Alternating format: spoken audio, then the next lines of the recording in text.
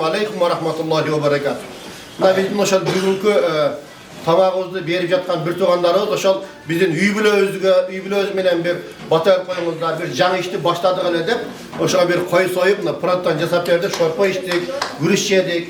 Kuday mesela şoğa bir bata veren. Amin. Elhamdülillahillezî yet'amana ve sakana ve cealena minel muslimin. Allah Teala şu hayrımdı, bereşet insanlardan niyetin tilegini kabul kılın. Allah'ım kanday maksat dilekleri olsa, maksat dileklerini eselep nasip kılın.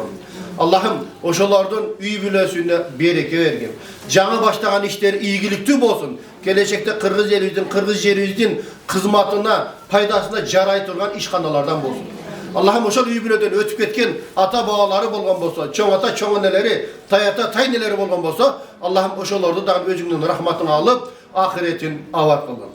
Rabbana atina fid dünya hasana ve fil ahireti hasana ve qina azaban nar bi rahmetika ya Allah.